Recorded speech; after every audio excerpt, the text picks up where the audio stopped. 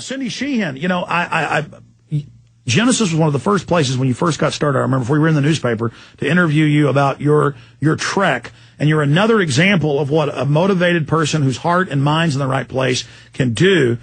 And you were that focal point that really made the war unpopular. If people can touch one zeitgeist or, one pillar, one point, one Rosetta Stone that really exposed this war, it's Cindy Sheehan and her great supporters in your story.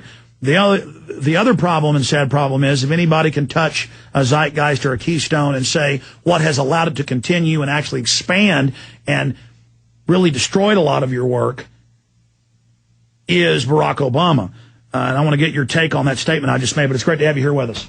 Oh, Alex, it's nice to be finally in studio with you. It is good. I mean, I feel like I've met you many times on the road and at Crawford and Denver and California and places, but to be here now in studio with you is so great. You got the floor, but I'd like you to speak about the statement I just made about the parties, the betrayal, the false hope, where this country's going. Well, of course, I think you're perfectly correct when you say that. I think in the summer of 2005, many people recognized that was going to be, the point that what am I trying to say? The popularity of the war of George Bush was going to turn. It was going to turn there. The tipping point. Right, the tipping point, right. And so many organizations came out to try and co-opt that movement, and they did co-opt the movement. MoveOn.org is one of the biggest organizations. It is the biggest organization that came out and co-opted it and used it to just elect Democrats. And now we have a... And by the way, I'm just interrupting. They gave you a chance to sell out, didn't they? They did, and I refused. Now see, and in the end, they will be known for what they truly are, George Soros minions, and you'll be known as a true humanitarian. But I'm sorry for interrupting. No, I mean, maybe you should talk about what happened and how they used you, but as soon as they were about to get their... Rahm Emanuel has cynically laughed, we got elected on anti-war, we're even more... in some cases, more pro-war than Bush. Right. Explain that to people. Well, they did. MoveOn did give me a chance to sell out my position on troops home immediately and completely. And it was in my trailer in Crawford, Texas, one of the last days of Camp Casey. And, of course, I refused them, and so they cut all ties with me. Describe that story for those that don't know. This is key. Right. Well, this is history. Yeah, well... I mean, the war is collapsing. 80% are against it. It's totally a fraud. Millions dead. And... Bush has tried to demonize you. The neocons had it. It failed. And then here come the Judas goats. Tell people that story. Well, then, they sent out their big guns from Washington, D.C. to try and convince me to support, a troops home eventually bill that the Democrats were trying to push through. And me and the very dedicated people, we refused to support that. And we wanted to keep our position of troops out completely. And now we know that the Democrats were only co-opting Camp Casey to get back in power. They had no intention of ending the war. Just look what's happening right now. Nancy Pelosi is literally browbeating her caucus to vote for the war funding because every Republican's going to vote against it. And so she needs every Democratic vote. But 51 Democrats voted against it last week. So she's browbeating all those people to fund the war. And we have a Democratic Senate, a Democratic Congress, and a Democratic presidency, and we're still going in the same direction. And so I left the Democratic Party because I saw that they were the same as the Republican Party and ran against Nancy Pelosi in her district as an independent. And the system is definitely stacked against us and our voices for sure. Yeah, that was a rigged deal. Yeah, no kidding. So I'm more into, like you were talking about before, you just mentioned something that there's really no left or right. There's no liberal or conservative. Those things, those labels don't make sense anymore at all. If Obama's left, then what am I? If Hillary's left, then what am I? If you're far right, then what is, Bill O'Reilly? These labels just don't make sense to us anymore. So, Alex, I want to ask you a question because I do have my own radio show now. also, so a lot of times I get to ask questions. Oh, good. Yeah. I like being interviewed. I actually do better when I get interviewed. Yeah. I'm going to be on the air in Dallas on Sundays at 3 now, so I'm very excited about that. Oh, good. On Rational Radio. Yeah, they need to hear this voice. What do you call yourself? What do you call yourself? You know, politically, economically, socially? Anti-slavery. I don't want to be under corporate slavery, government slavery. I understand anything big that's undemocratic and unlibertarian is going to be hijacked by special interests. And so I'm pro-education. I want people to know how the world really works.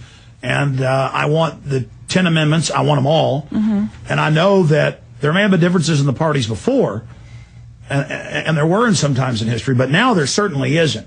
And special interest, I mean, we've had Democratic and Republican leaders in the House and Senate come out and say that foreign banks, offshore banks, they're not even foreign, they're offshore, they have no country, pirates are on the sea, they're not in any nation, right. that they own and run Congress completely. Well, one of our senators just said that a couple weeks ago, right? It was Carl Levin. Was it Carl Levin? He said it. He said bankers still own Congress. That's what he said. He told the truth. But now I have another question for you.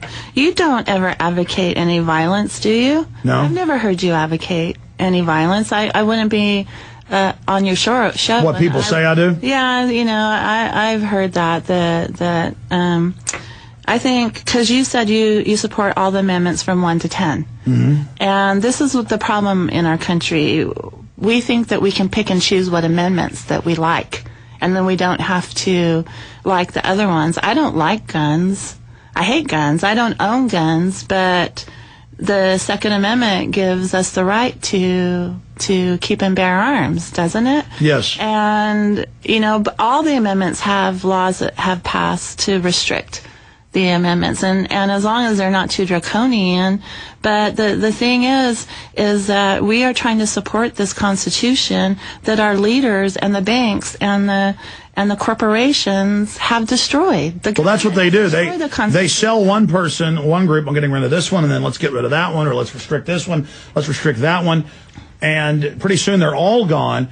But no, that's what they do, and that's the new media tactic, is that take 9/11 truth. Never anything violent, never did anything wrong. And for 2 years, I would see Fox, CNN, MSNBC say 9/11 truthers are violent. They work with Al-Qaeda.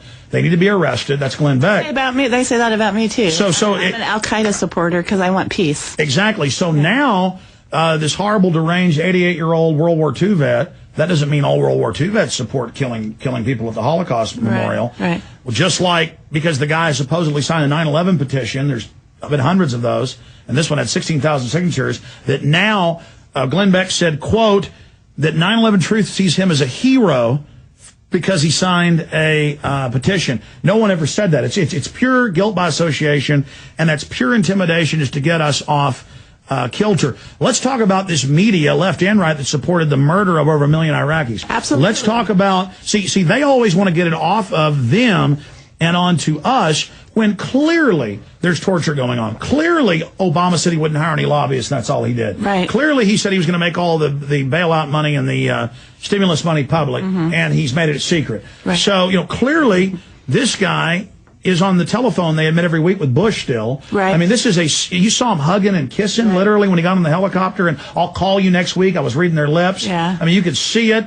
And this is a big sick joke in keeping all of Bush's people and Clinton's people coming in. Right. I mean, talk about false hope. You know, that's like kidnapping a little kid with the hope he's going to get some candy when he gets in the van. Right. And then now the little kid's kidnapped. It hasn't dawned on him yet. He's in the car with a monster. And so you got a lot of Democrats now are saying, what's wrong with torture? What's wrong with secret arrest? What's wrong with, keeping the war going? And so, of course, they've got to say we're immoral or we're violent. And that's what's wrong with the so-called anti-war movement. They're only an anti-Republican war movement. And Obama has put half of the country to sleep, thinking that if he's doing it, it's okay. Cindy, let's talk about Obama. And I mean, I'd like to hear in your own words, I've heard you talk about the two parties being twins and challenging Democrats. A lot of them are getting disillusioned as approval ratings dropped. But the Democrats said, well, what are we going to do? Put a Republican in? No, what we do is make it about issues and say we're not voting for anybody that supports the war. Right. And that we're going to try to impeach anybody that doesn't sign a pledge that when you get elected, you're going to vote against it. And it's like that on all these issues where the people are all over here, and whatever the people want happens to be also in the Bill of Rights Constitution on most issues. And then over here, the government's always doing the opposite. So, I mean, call them out here on air. I mean, looking at the camera out there, what does Cindy Sheehan say to these Democrats? Because I've been out on the streets talking to them, and they say, first it was, oh, he's God, he's going to fix it all. Now it's, yeah, I know he had to lie to get in, but at least he's not Bush. Well, you know what? But that's true. He's not Bush. Who is? Bush is Bush. But he's continuing the policies of Bush. I have people on the so-called right email me and say, you're a hypocrite because you oppose Bush's wars, but you don't oppose Obama's wars. They're doing the same thing. And I say, first of all, I do oppose Obama's wars, but you're the hypocrite if you don't support Obama's wars because you supported Bush wars. But now on the Democratic left, it's the same thing. If you oppose Bush's policies and you support Obama's, that's hypocritical. And that's what allows our leaders to literally get away with murder. That's it. Murder and torture.